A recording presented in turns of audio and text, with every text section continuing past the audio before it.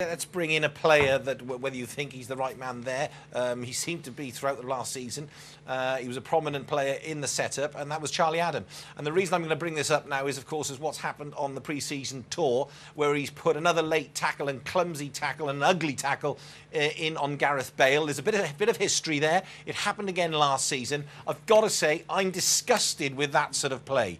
And to be honest with you, and this is how I feel, Zarif, and you can fire back at me, Charlie Adam ain't good enough to lace Gareth Bale's boots, right? So as far as I'm concerned, if you're going to carry on with that kind of behaviour, stuff it, get back to Scotland, get back to Rangers, remembering that they're playing in Division 3. That's the kind of level of football that I see from Charlie Adam. Said in a South Welsh accent, of course. No, I yes, of course. I completely agree. I think what he did was indefensible. I don't think it was as bad as the challenge he made when he was at Blackpool. Hey, have a look at it. Have a look at it again, and have a closer look at it and slow it down. It's a bad one.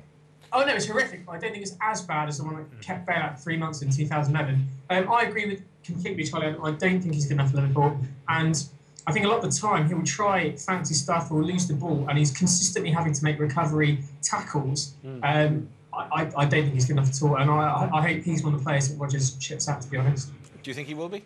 I think if he gets to someone who wants to take him and he can find a replacement, it's easy bringing people in. It's hard to get people out, but he's got to get people off the wage bill to bring in.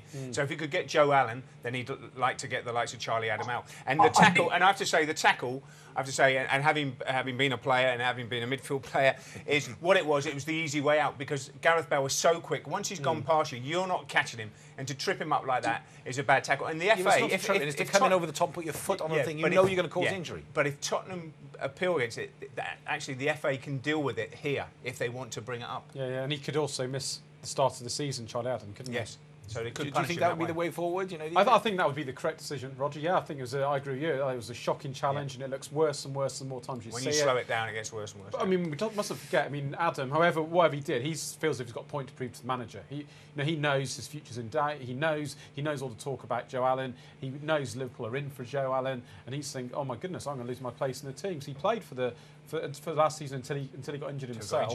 So yeah, I mean, he's got a point to prove, but he messed up. Okay, Zarif, as the fan, you get the final words. What do you want to say? Liverpool, Charlie Adam, anything you want. Daniel Agger, he's off by the look of it. We'll get to him later. No way. I mean, now you've finished him off. He's the best ball-playing centre-back in the Premier League. It's just a shame he's been robbed by injuries over the last 6 seasons. Yeah, robbed by injuries and soon to be robbed by Barcelona. Right, Zarif, thank you very much. Lovely. Thank you for coming and joining on the show. Your reaction, Liverpool fans, let's hear from you. STL-broadcast. You can Skype us at Sports Tonight Live, or you can call us 0207 291 0868. Part of me apologises for going off on one there on Charlie Adam, and I did say it in a strong South Walian accent. It's not that it's that Welsh defence for Gareth Bale, but I hate, regardless of who it is and whether it's Welsh, I hate to see that kind of thuggery tackle, because you know how precious a top footballer's career is, and Gareth Bale is that. And also, you make the good point. He is quite a precious footballer because his skill and his pace is so rare, and you don't see many players in the Premier League who are able to beat a player like Bale, beat 2 or 3 players, put a cross in. He's great fun to watch. Of course, you want there to be it's a contact sport, and you expect it to be like that. But I think the FA would be right to take a stand, Roger. I think a retrospective ban as a result of that would be the right decision. Yeah, it's a contact sport, and we don't see enough tackling. But those sort of tackles. That wasn't a tackle. That was just a lazy, I'm going to wipe him out tackle because I can't catch him. Now, we know Gareth Bale's had his injury problems as well. We're not going to go into the debate whether he should have been in the Olympics, etc. But when somebody plays with when somebody plays with such speed, Thierry Henry was saying, when they knock it past me, they look fantastic.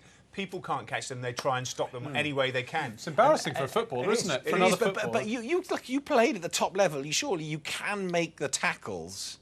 Yeah, but not when he's got away from you. He can't catch him. He can't tackle. If it's a 50-50 but when he's got away, when he's got away, it's impossible to get over the top if he's got away. So then you're just going to ankle tackle him or something. But there's no tackles from behind now. You know, a tackle from behind in my day when I was first playing, allowed. they wipe you out or come in from the side. You can't do that anymore. So it was a lazy tackle, and he knew what he was doing. It was premeditated because Gareth Bale got away and he's too quick, and there's no way Charlie Adams is going to catch him. And we've seen Gareth Bale, when he's at the top of his game, as he did in the Champions League 2 seasons ago for Spurs, he was absolutely phenomenal. And there's a lot of clubs who want him, and he's one of Spurs' most prized assets, and that's why villas-boas has come out with a statement about being a coward and all this. But what are Spurs going to do about it? Are they going to report this to the FA? And we'll see what happens.